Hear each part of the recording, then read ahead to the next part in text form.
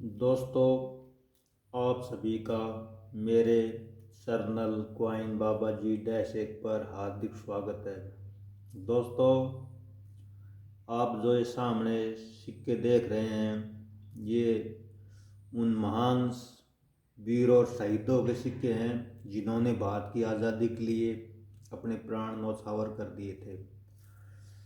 दोस्तों, मैं यहाँ एक सिक्का और भी रखूँगा जो कि गांधी जी का सिक्का होगा।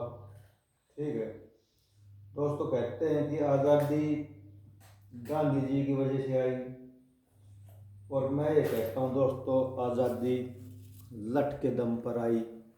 ये देखो जी, गांधी जी का भी रख दिया।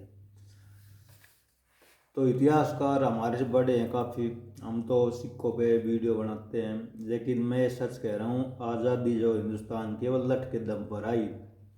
ऐसे शेर भगत सिंह, ये देखो भगत सिंह, ये देखो नेताजी सुभाष चंद्र बोस जिन्होंने फौज खड़ी की थी, ये देखो 556 ज़्यादा रियासत बुलाने सिर अरविंद, देखो इधर देखो शिवाजी, बहुत से हैं ऐसे। इधर देखो सिक्का 1947 का है, छप रहा है अंग्रेज। दोस्तों, अगर आपके मान लो घर आपका हो और चलाए कोई और, तो आप क्या करोगे? लठ दोगे। वो क्यों बात अंग्रेजी इसमें थी। अंग्रेज़ों ने यहाँ पर करीब मुट्ठी भर अंग्रेज थे और हम करोड़ों में थे, लेकिन फिर भी उन्हें अपने दिमाग से और कुछ गद्दार लोग और राजाओं की वजह से हिंदुस्तान को गुलाम बना दिया था। तो ये क्रांतिकारियों ने अगर क्रांति न की होती, अगर लठ न बजाया होता और शहीद फांसी पे न झूले होते, तो आज़ादी की गांधी की चरखी आ जाती, सूद काटते सारे दिन, आज़ादी नहीं आती। ये लठ के दम पर ली हुई आज़ादी है दोस्तों। हजारों लाखों कुर्बानियाँ हो गई थी इस आज़ादी को पाने के लिए, आप सोच नहीं सकते। देश हमारा, घर हमारा, चलाए कोई और तो लठ तो खाएगा।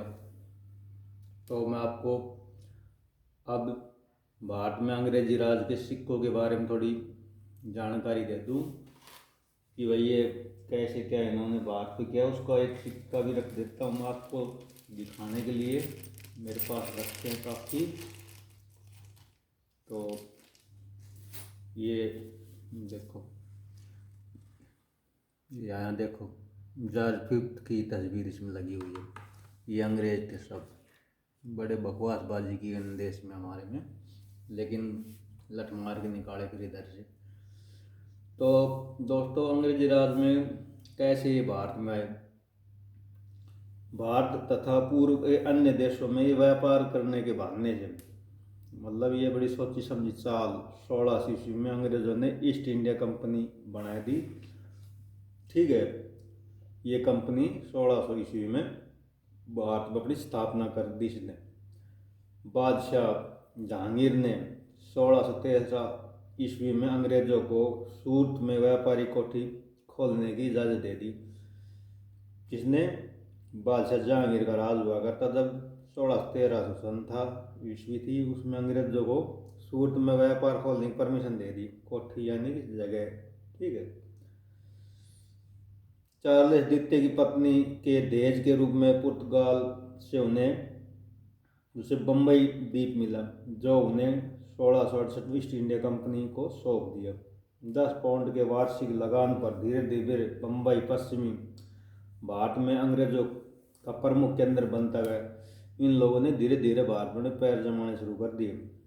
अंग्रेजों ने दक्षिणी पूर्वी तट पर पहली बार मुरलीपट्टम में 1611 में एक कोठी यानी कि फैक्ट्री लगा ली। ठीक है, चंद्रगिरी के शासन से मद्रास का स्थान प्राप्त करके वहाँ नई दूसरी कंपनी ठोक दी हुई, वहीं पर उसने कोठी बोलते थे उस जमाने में। तथा 1640 में किलाबंदी कर दी इन्होंने। फोर्ट सेंट जॉर्ज नामक का वह स्थान कोरामंडल तट पर अंग्रेजों का प्रमुख केंद्र बना गया, वहाँ मुख्यालय बना लिया इन्होंने। उसी दौरान अंग्रेजों ने महानदी के मुहाने के पास हरिपुर में, बालासोर में और कंपनियां खड़ी कर दी, काफ़ी फैक्ट्रियां और लगा दी। हुगली में 1651 में अंग्रेजों ने अपनी एक और फैक्ट्री लगा दी। कुछ समय बाद पटना और कासिम बाजार में भी फैक्ट्री स्थापित कर दी। उसके बाद अंग्रेजों की गतिविधियां केवल व्यापार तक सीमित नहीं रही, बल्कि स्थानीय राज व्यवस्था में दखल देने लगे। व्यापारी पूरी भूल गया और भारत देश में राज की व्यवस्था में दखल देना शुरू कर दिया उन्होंने। उनके प्रयासों को सफलता भी मिली और 1834 तक वे भारत के स्वामी बन गए। 1834 में तो पूरा को स्वामी बना दिया। भारत जनता का 1857 का स्वतंत्रता संग्राम विफल रहा। 1857 में जो स्वतंत्रता संग्राम तो विफल हो तो वो ढंग से ना कर सके, एक साथ जूत ना बजाए, गलती उरे रहेगी बस। मगर उसी समय कंपनी का शासक समाप्त हो गया। ठीक है, भारत ब्रिटिश साम्राज्य का अंग बन गया, यानी कि ब्रिटिश इंडिया जैसे सिक्के पे था ब्रिटिश इंडिया, दोनों मिलकर लंबे संघर्ष के बाद 1947 में आज़ादी मिली लटका दम पर। सूरत में 1613 में जो कंपनी कोठी या फैक्ट्री अंग्रेजों ने व्यापार आरंभ में सपेंडिस डॉलर तथा अन्य विदेशी मुद्रा को इस्तेमाल करते रहे। सूरत का टकसाल 1621 में खुली टकसाल जित पे तैयार हुई। तब से अंग्रेज व्यापारी सूरत की मुगल टकसाल में चांदी ले जाकर उन्हें रुपये बदल लगे। तो चांदी ले जाए रुपया बदल ले। अंग्रेज मुंबई की अपनी टकसाल भी सीमित संख्या में यूरोप पद्धति के सिक्के तैयार करते थे। ये अपने सीमित संख्या में यूरोप पद्धति के सिक्के तैयार करते। कैरोलिना सोना की मुद्राएं, मलिना रजत मुद्राएं, कौरव और भाई ताम्र मुद्राएं चीन में शामिल। सन 1677 में बम्बई की टकसाल से चांदी का एक नए किस्म का रुपया जारी किया। उस पर केंद्र रूपी बॉम्बे लेख है, गहरे में लेख है by artist Charles the second 1677। Mumbai की टकसाल से तांबे के कुछ सिक्के जारी किए थे। इन्होंने एक और कंपनी का चिन्ह और दूसरी ओर फारसी में अदिल न्यायशील शब्द अंकित था। अंग्रेज व्यापारियों ने अपनी टकसालें थी खुद की, मगर उन्हें तैयार होने वाले सिक्के का भारत में व्यापक चलन होना संभव नहीं था। तब अंग्रेजों के सामने दो ही रास्ते थे, सोना चांदी को मुगली टकसालों में ले जाकर सिक्के बनवाई या अपनी टकसालों में ही मुगल शैली के नकली सिक्के बनवाए। इन्होंने नकली सिक्के बनवा गिरे।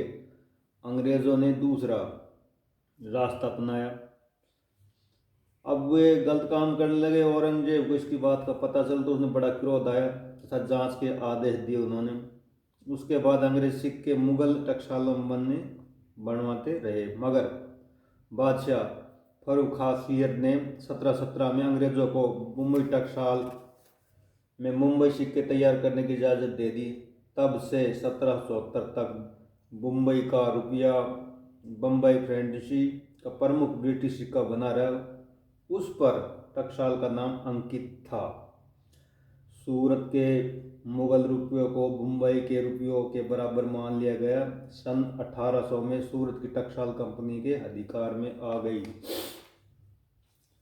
अंग्रेजों ने मद्रास फ्रेंडसी से सर्वप्रथम जो सिक्के जारी किए थे वे दक्षिण भारत के शैली के पगोद और पन्नम थे। गोलाकुंडा के सुल्तान के आदेश प्राप्त करके अंग्रेजों ने मुरलीपट्टम में 1630 में सिक्के बनाने शुरू कर दिए। फिर उन्होंने फोर्ट सेंट जॉर्ज मद्रास के सिक्के तैयार करने की श्री गंगराय में 1663 इजाज़त प्राप्त कर ली। उस आरंभिक दौर में विजयनगर शैली सिक्के तैयार किए वे स्वामी पगोद कहलाते हैं।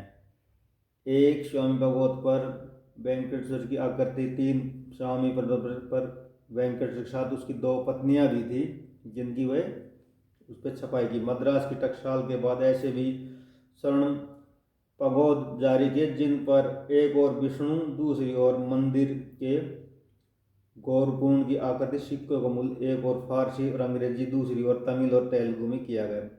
19वीं सदी की आरंभिक दर्शनों में कंपनी ने मद्रास टकसाल में सोने की मुहर 5 रुपये तुल्य मूल्य पर सोने का सिक्का भी तैयार करवाया। मद्रास की टकसाल से तांबे के कई प्रकार के सिक्के कंपनी ने जारी किए। आर्कआउट के नवाज फरमान 1742 से कंपनी ने मद्रास की टकसाल से मुगल बादशाह के नाम पर जो रुपये जारी किए वे आरकाट रुपये के नाम से मशहूर हुए। सन 1815 में आरकाट रुपये मशीन से बनने लगे। आरंभ में कंपनी बंगाल का अपना व्यापार मद्रास की टकसाल में बने सिक्कों पर चलाती रही। बंगाल के नवाब सिराजुद्दौला ने फरमान प्राप्त कर अंग्रेजों ने 1756 में कोलकाता अलीपुर की टकसाल खोली। कलकत्ता की टकसाल में जो रुपये जारी हुए उन पर मुगल बादशाह आलमगीर द्वितीय आलम शाह के नाम थे। कंपनी मुगलों के मुर्शिदाबाद, पटना, आजमाबाद और ढाका जहांगीरनगर की टकसालें थी और वो अपने कब्जे में अंग्रेजों ने ले ली। अंग्रेजों का उत्तर भारत बंगाल का सारा व्यापार इन्हीं टकसालों के सिक्कों से चलता था। अंग्रेजों ने बड़ा दिमाग लगा रखे तो और उन पैसा आते हुए व्यापार चलाया करता। मुर्शिदाबाद की टकसाल से बने रुपये पर शासन वर्ष 19 अंकित करवाया गया। कुछ रुपयों के किनारों लकीरों के निशान भी डाले गए। मुगल शैली के अंग्रेजी की अपनी कुछ अलग पहचान के लिए बनारस की टकसाल 1775 और फर्रुखाबाद की टकसाल 1802 में अंग्रेजों के अधिकार में चली गई। इन टकसालों के बीच बीच में चांदी तांबे के सिक्के जारी किए गए। तांबे के सिक्कों पर त्रिशूल का निशान और फलूस आलम शाह और तथा जरब बनारस जैसे मुद्रा लेख है। बनारस की टकसाल 1818 में बंद हो गई थी। 1818 में बनारस टकसाल बंद हो गई। सन 1834 तक लगभग समूचे देश पर ईस्ट इंडिया का शासन स्थापित हो गया। इसलिए 1835 सारे देश के लिए एक सी मुद्रा प्रणाली व्यवस्था की गई।